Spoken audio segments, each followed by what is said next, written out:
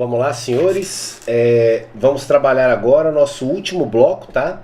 Da lei de tortura. Eu juntei o que está faltando aqui para trabalhar nesse bloco com vocês.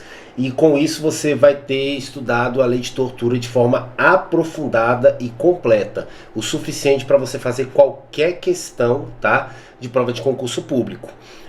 Eu vou fazer esse bloco finalizando o tema e aí eu vou gravar um outro bloco só com questões, beleza? Sobre a lei de tortura, eu vou mostrar para vocês como cair em prova. Então vamos lá, senhores.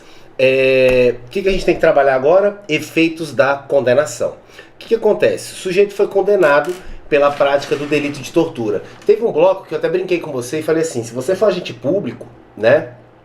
É melhor você responder por homicídio, às vezes, do que você responder por tortura, tá? Por quê?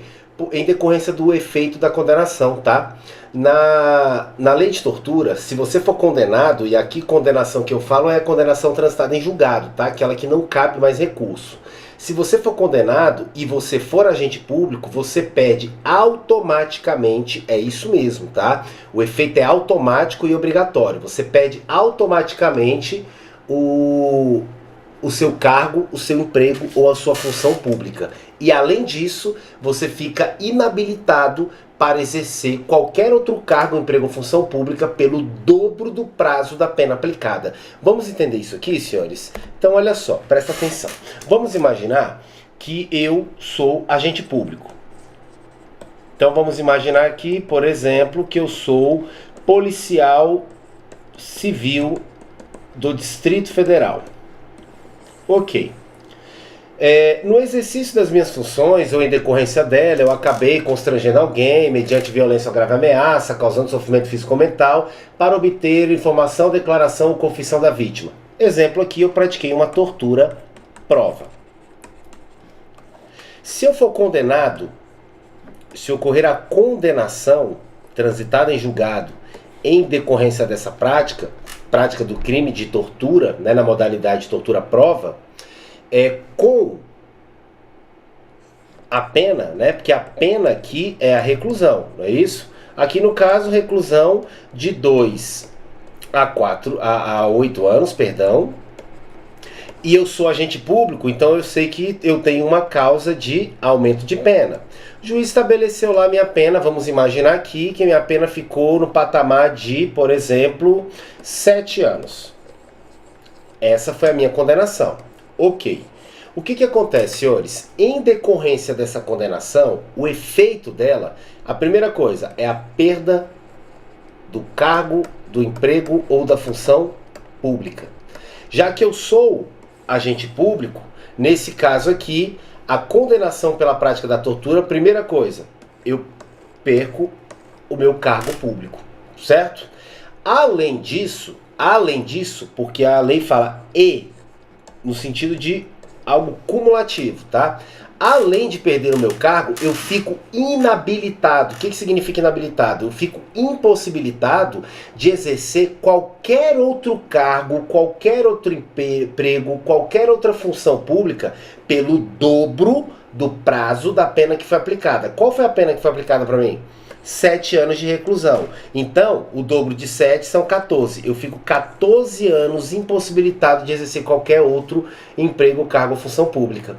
Só por que disso aqui? Eu gosto de dar um exemplo para o aluno entender bem. Imagina o seguinte, tá certo, eu sou policial civil do Distrito Federal, sou agente da Polícia Civil do Distrito Federal. Só que eu estou aprovado no concurso público para delegado de polícia no estado de Goiás. E eu estou só aguardando a minha nomeação.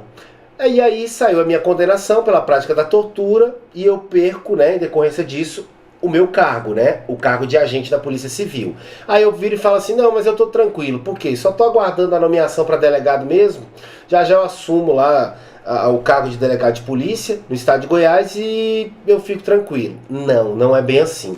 Você perde o cargo que você tem e além disso você fica impossibilitado, inabilitado, tá? Para ocupar qualquer outro cargo, emprego ou função pública, não importa qual seja, tá? Pelo dobro, cuidado, dobro da pena que foi aplicada. No caso aqui, como a pena foi 7, eu fico 14 anos inabilitado, tá? A banca, ela vai trocar, tá? Ela adora fazer isso aqui, ó. Ela troca o dobro do prazo pelo triplo, tá? Beleza? Tá errado, só o dobro, tá? Beleza? Agora presta atenção no que eu vou te falar. Professor, mais se, ponto. Não tem mais se, tá? Se você for condenado por tortura, o efeito é automático e obrigatório, tá? Esses efeitos que eu estou te explicando, a perda do cargo, né? E a inabilitação pelo dobro do prazo da pena aplicada, esses efeitos são automáticos e obrigatórios. O que significa isso? O juiz ele não precisa fundamentar na sentença, tá? Vamos imaginar que o juiz, ele na sentença ele colocou ali a sua pena, né, reclusão de 7 anos, papapá, e pronto. Ele não falou nada sobre a perda do cargo, ele não falou nada sobre a inabilitação pelo dobro do prazo da pena aplicada. Ele precisaria especificar isso? Ele precisaria fundamentar isso na sentença? Não. Por quê? Porque o efeito da condenação no delito de tortura, ele é automático e obrigatório, não precisa estar previsto na sentença. Foi condenado, transitado em julgado, né? Aquela condenação que não cabe mais recurso, definitivo. Foi condenado de forma definitiva, acabou, meu amigo. Você perdeu o seu cargo, emprego ou função pública e, além disso, tá? Fica inabilitado para exercer o cargo, qualquer outro cargo, emprego ou função pública pelo dobro da pena aplicada. Professor, e se eu não tenho cargo público?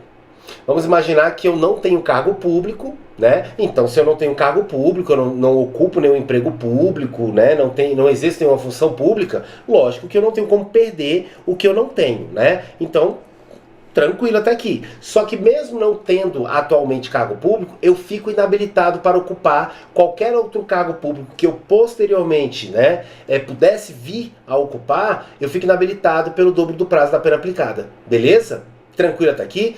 Toma cuidado, tá? Esse efeito automático aqui, né, da perda do cargo e da inabilitação, você não pode confundir com a lei de abuso de autoridade, que nós vamos estudar, tá? Aqui no nosso curso.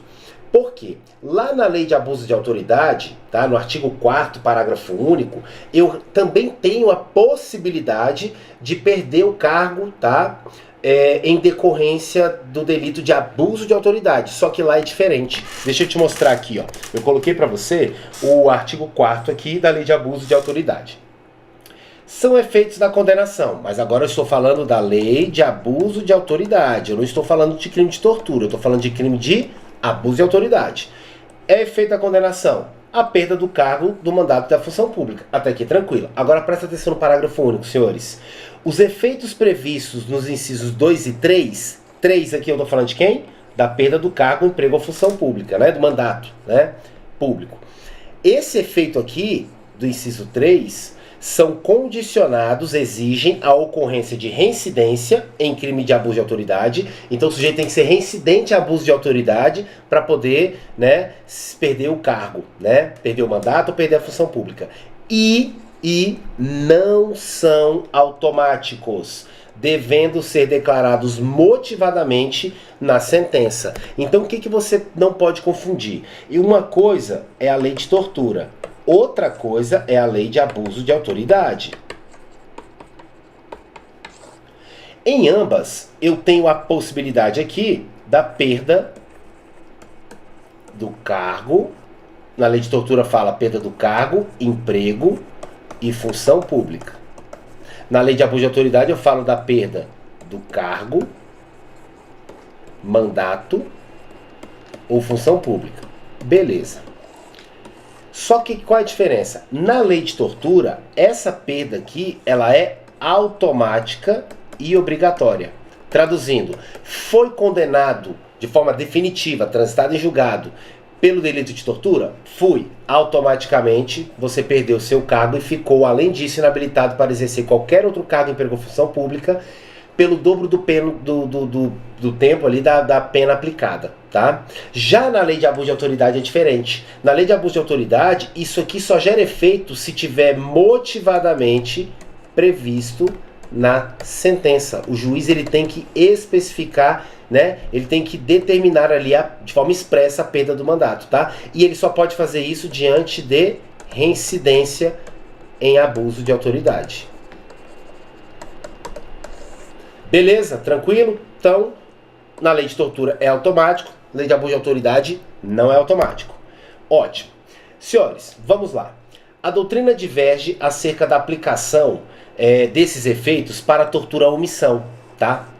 A doutrina ela diverge e isso aqui não costuma cair em prova porque gera recurso. Como a doutrina ela não é pacífica e eu não tenho uma jurisprudência consolidada sobre isso, alguns doutrinadores defendem que para o delito de tortura à omissão, como o legislador optou por considerar essa modalidade de tortura mais leve, tanto é que a tortura omissão ela é apenada com detenção, não é isso? De 1 a 4 anos, enquanto que as outras modalidades de tortura são apenadas com reclusão de 2 a 8. Tá? Além disso, a tortura omissão não é reconhecida como crime equiparado a hediondo. Já as outras modalidades de tortura, tortura prova, discriminatória, não importa, todas as outras modalidades de tortura são equiparadas a crimes hediondos. E o que acontece? Parte da doutrina defende que a tortura à omissão, né, a condenação definitiva por tortura à omissão não acarretaria, né, esses efeitos, a perda automática do cargo, do emprego, da função pública e a interdição para o seu exercício, né,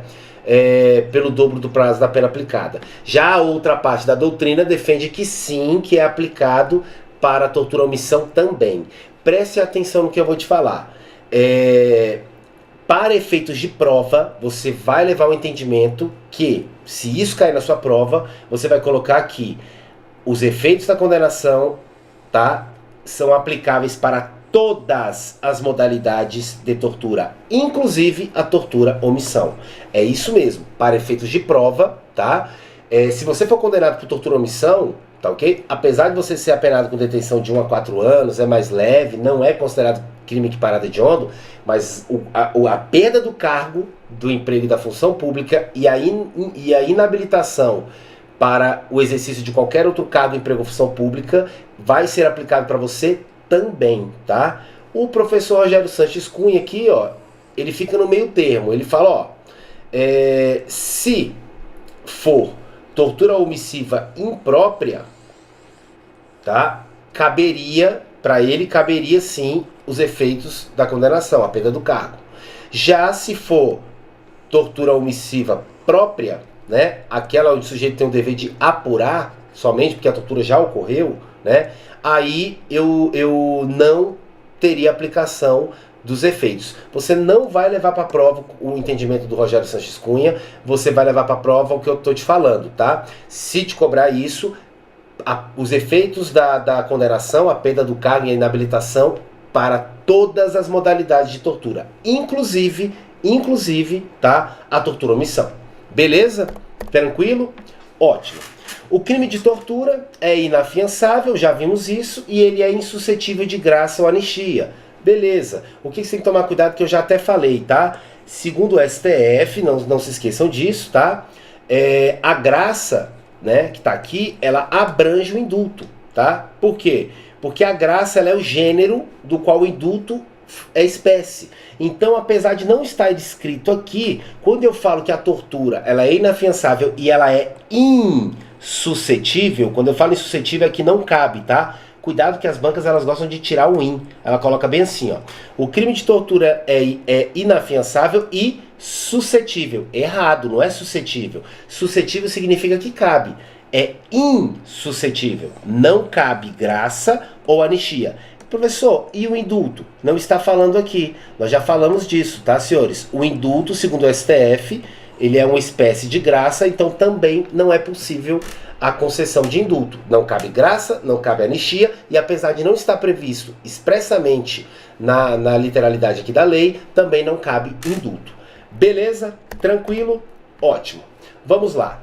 Condenação por crime de tortura versus regime de cumprimento de pena. Tomem cuidado, tá? O parágrafo 7º, ele tá lá previsto, tá? Mas ele não tem aplicabilidade. O STF entendeu que esse dispositivo aqui, ele fere a Constituição, ele é um dispositivo inconstitucional, olha só. O condenado por crime previsto nesta lei, salvo a hipótese do parágrafo 2º. O que ele está falando? Condenado por crime de tortura, salvo a tortura à omissão, iniciará o cumprimento da pena em regime fechado. Cuidado.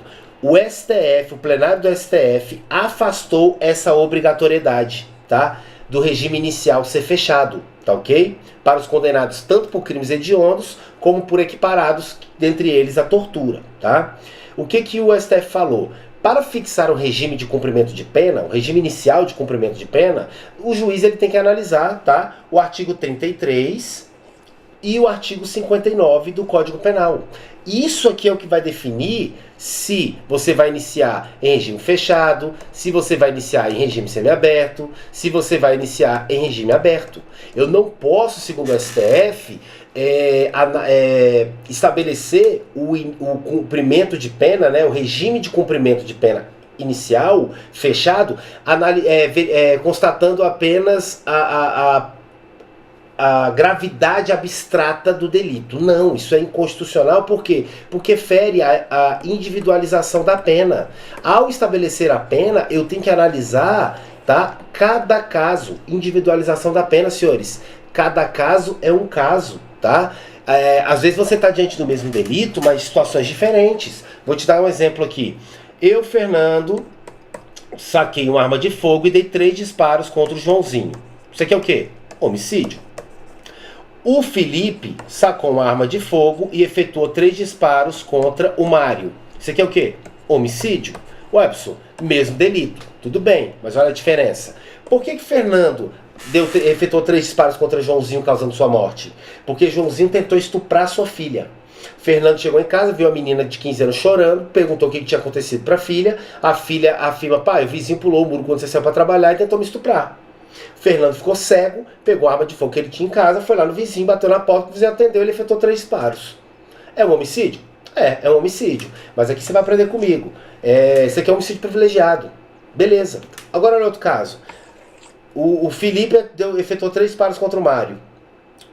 Homicídio também. Por quê? Porque Mário passou na rua e acabou olhando, né, para a namorada dele.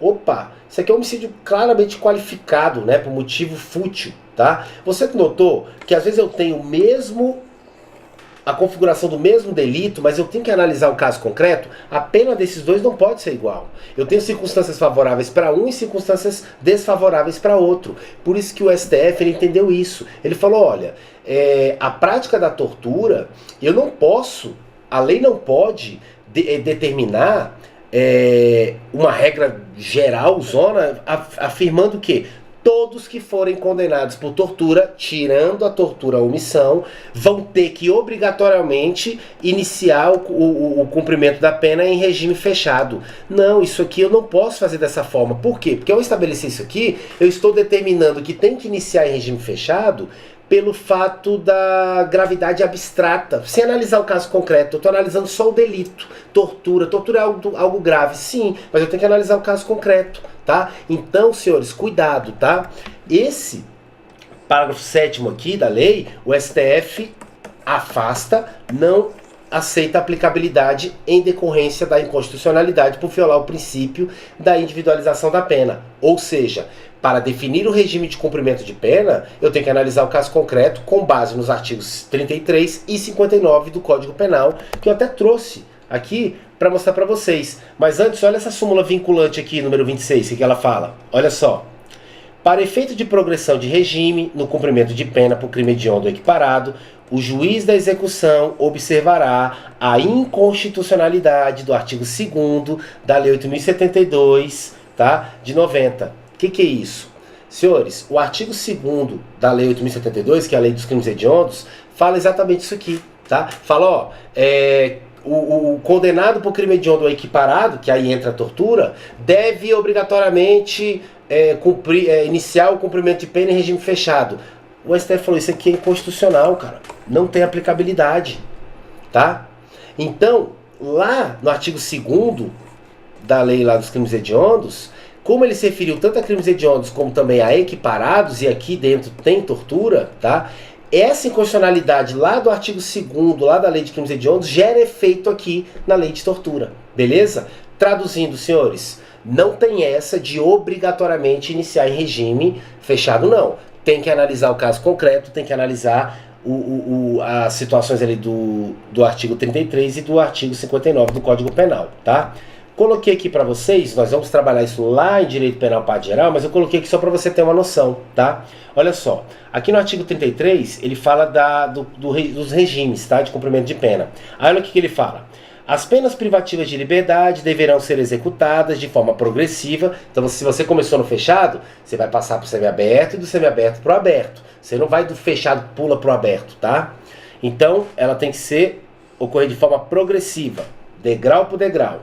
Segundo o mérito do condenado, bom comportamento, né? Observados os seguintes critérios e ressalvadas as hipóteses de transferência a regime mais rigoroso. Aí ele coloca, ó, o condenado a pena superior a 8 anos deverá começar a cumpri-la em regime fechado.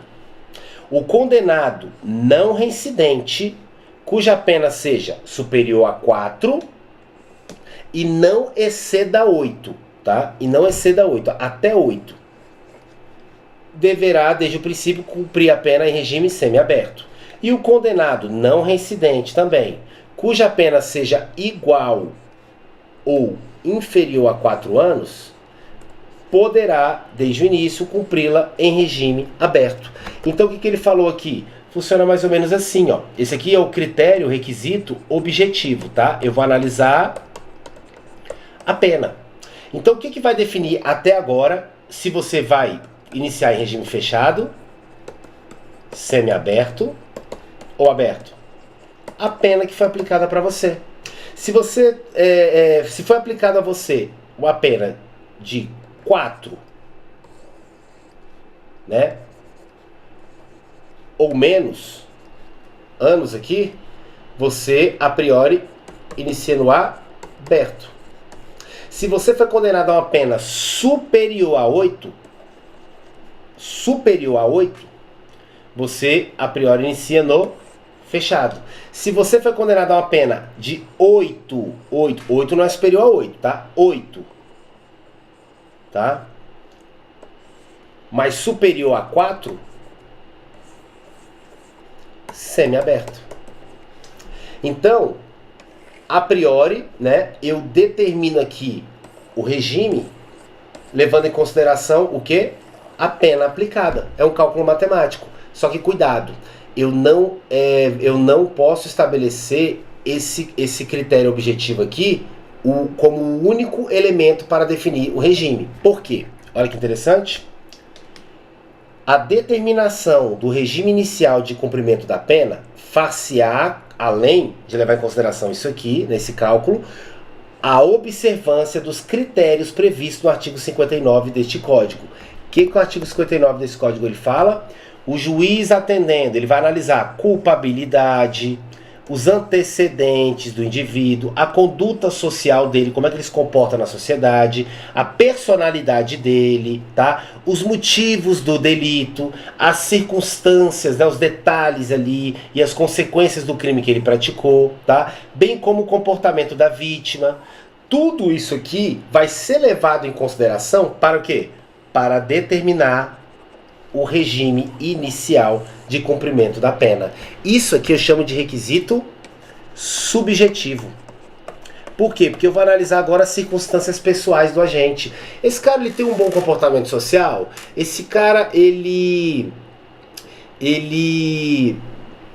é conhecido ali onde ele frequenta como um cara violento? Como é que foi o comportamento da vítima? A vítima provocou esse cara, fez ele perder a cabeça? Tudo isso aqui vai ser levado em consideração, tá? Para o juiz determinar o regime inicial de cumprimento de pena. Às vezes o sujeito, ele, por exemplo, ele praticou um delito ele foi condenado a 7 anos. Se ele foi condenado a 7 anos, a priori, levando em consideração o requisito objetivo, ele deveria iniciar a pena em regime semiaberto. Concorda comigo? Não é isso? Agora, quando o juiz foi analisar as circunstâncias pessoais dele, verificou, é um cara extremamente violento, todo mundo tem medo dele, tá? Ali na região onde ele mora, ameaça as pessoas, a vítima não fez nada, tá? Se as circunstâncias são desfavoráveis e o juiz entender que isso é necessário, o juiz, mesmo tendo condenado ele a 7 anos de reclusão, o juiz pode muito bem determinar como regime inicial o regime fechado. Entenderam? Então não leva em consideração somente o requisito objetivo, leva também o requisito subjetivo. Isso aqui a gente vai aprofundar em direito penal. Por que eu tive que te explicar isso? Porque eu quero que você entenda que para determinar o regime de cumprimento de pena, o regime inicial de cumprimento de pena, eu não posso levar em consideração o parágrafo 7º, tá, da lei de tortura, tá? Assim como lá o artigo 2º lá, né, da lei de crimes hediondos, que fala que não, se você for condenado por crime hediondo equiparado, você tem que obrigatoriamente iniciar o cumprimento da sua pena em regime fechado. Não, eu vou analisar isso aqui, as circunstâncias objetivas aqui, né, previstas no artigo 33 e as circunstâncias subjetivas, né, previstas no artigo 59 do Código Penal, analisando caso a caso, respeitando assim o princípio da individualização da pena. Beleza? Tranquilo, senhores? Ótimo. Com isso, eu posso trazer para vocês duas súmulas aqui que se complementam, tá? E o pessoal erra muito, olha que legal. A súmula 440 do STJ, ela fala aqui, ó.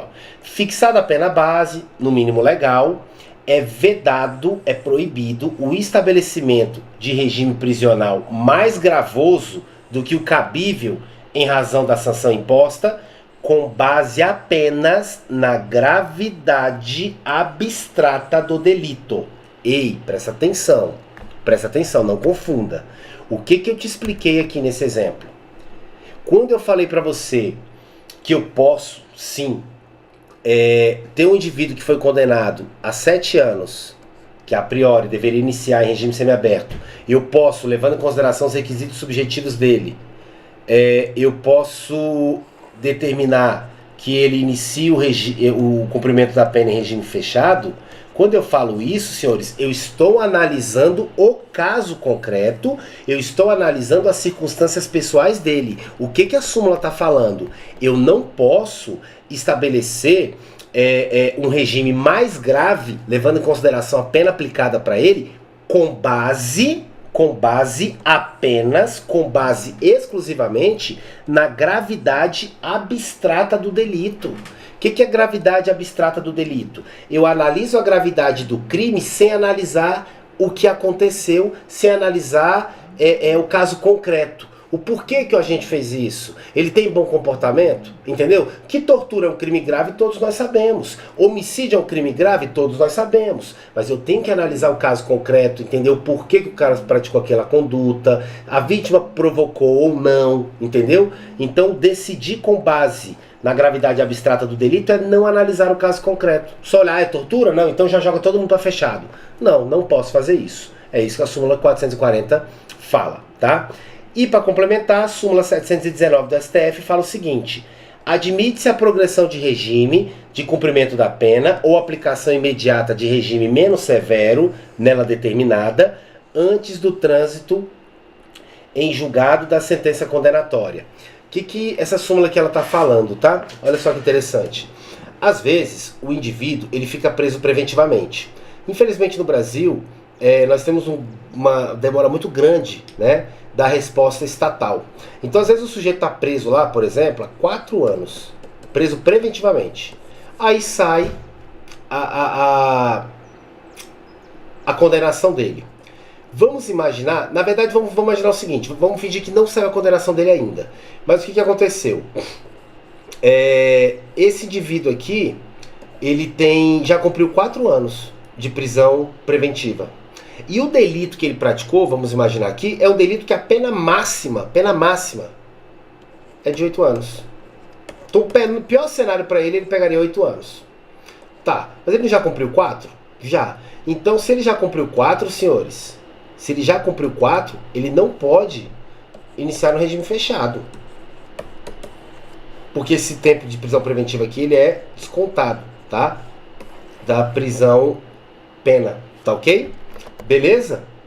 Ótimo. Vamos lá, mais um tópico para a gente finalizar essa lei, tá? Extraterritorialidade versus delito de tortura. Vamos entender uma coisa, tá? O que é olha o nome, extraterritorialidade. Extraterritorialidade, senhores, é uma exceção, tá? É a possibilidade, extra vem de fora, é a possibilidade de aplicar a lei brasileira para um delito que ocorreu fora territorialidade, do território nacional. É isso mesmo. Existe a possibilidade, professor, do sujeito ter praticado o crime lá nos Estados Unidos e eu aplicar a lei brasileira para ele? Existe, tá? Isso aqui nós vamos estudar também lá na parte geral do direito penal, pode ficar tranquilo. Só que eu quero que você entenda o seguinte, regra geral, a lei brasileira ela deve ser aplicada para crimes que ocorrem no território nacional, tá? Essa é a regra. Então a regra não é a extraterritorialidade, a regra é a territorialidade, ou seja, eu só aplico a lei brasileira para os crimes que ocorrerem no território nacional. Se o crime ocorreu lá nos Estados Unidos, aplica a lei americana. Se o crime foi praticado na França, aplica a lei francesa, tá? Não tem nada a ver com isso. Essa é a territorialidade que é a regra. Só que, excepcionalmente, eu permito, é possível eu aplicar a lei brasileira, mesmo que o crime sendo praticado no estrangeiro, tá? E cuidado, senhores, apesar disso aqui ser exceção, isso aqui é aplicado para a lei de tortura. É isso mesmo. A lei de tortura, ela prevê, de forma expressa, a extraterritorialidade, tá? Quando? Aí, olha só.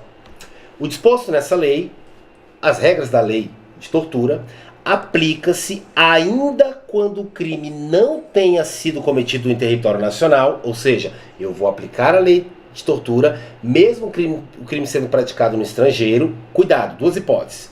Primeira, sendo a vítima brasileira. Então vamos lá. Um brasileiro está lá nos Estados Unidos e é torturado.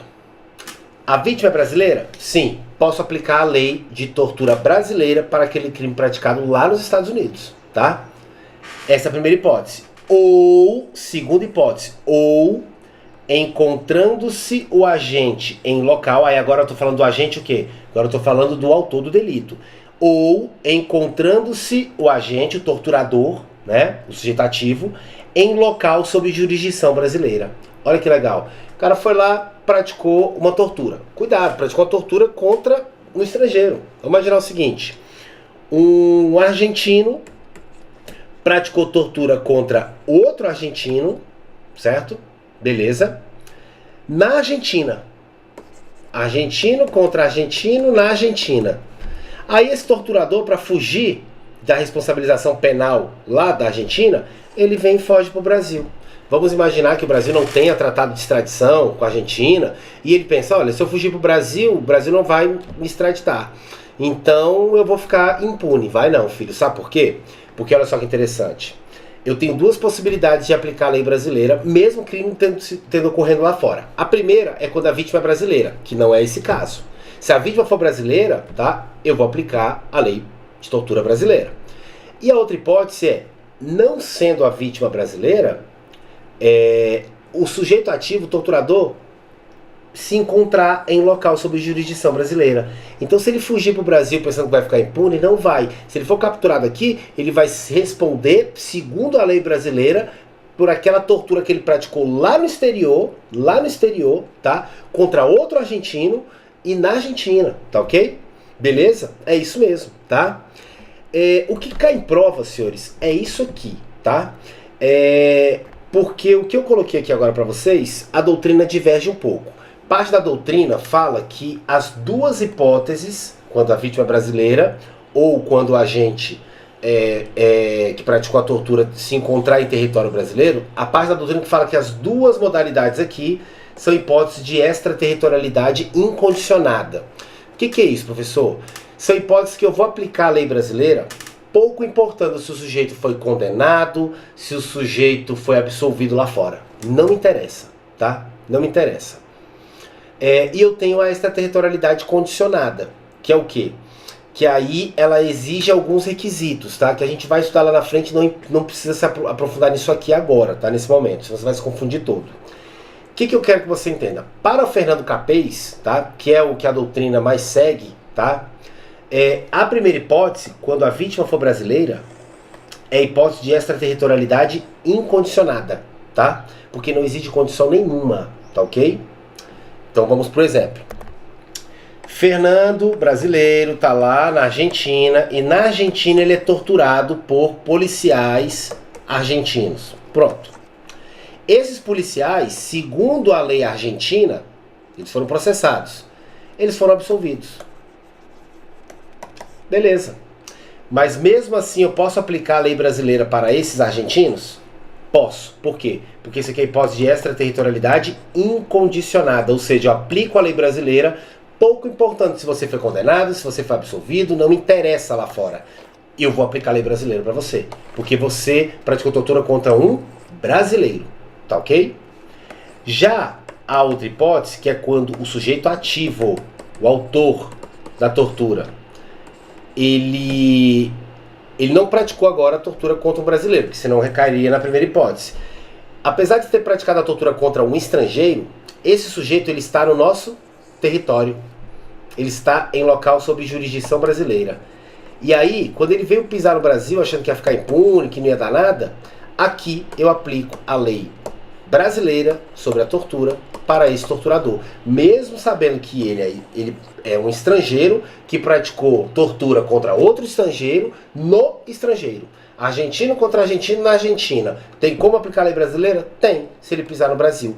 Isso aqui decorre, senhores, de um princípio chamado princípio da jurisdição universal, também chamado de princípio da justiça cosmopolitana, tá? O que é isso aqui, senhores? Deixa para te explicar. Princípio da jurisdição universal significa que eu não posso admitir que ocorra impunidade diante de crimes graves simplesmente pelo fato do sujeito fugir de país em país. Deixa eu te dar um exemplo, só para você entender. Se não fosse isso, se não fosse esse princípio da justiça universal, onde você vai responder pelo delito em qualquer lugar do planeta que você estiver, olha o que poderia acontecer. Eu, Fernando, pratiquei tortura contra o João. Certo? Beleza. Eu sou brasileiro, o João é brasileiro, pratiquei tortura no Brasil. Quando eu vi que eu ia ser condenado, eu ia ser responsabilizado por tortura, eu tenho muito dinheiro, o que eu faço? Falei, cara, quer saber? Vou largar tudo, vivo de renda mesmo. Qual país aí que não tem uma relação amistosa com o Brasil, não tenha tratado de extradição e nada? Ah, tem um país X. Esse país X, inclusive, a regra dele é: se estrangeiro pisar aqui, eu não extradito ninguém. Não gosto de extradição. Eu vou lá e fujo para esse país, certo? E fico ali gozando da impunidade. Falo, não, tranquilo, Brasil, se eu pisar aí eu sei que eu vou ser preso, mas eu nunca mais vou pisar aí, vou ficar aqui tranquilo. Não, não vai. Por quê? Porque o princípio da justiça universal, ele veda exatamente isso. Ele fala o quê? Ó?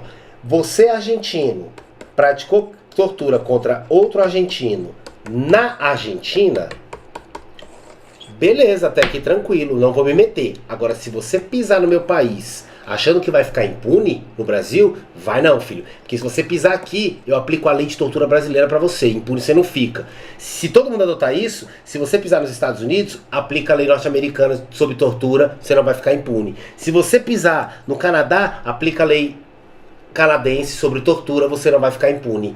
Por isso que é princípio da justiça universal. Aonde você pise, você não fica impune. Todos entenderam?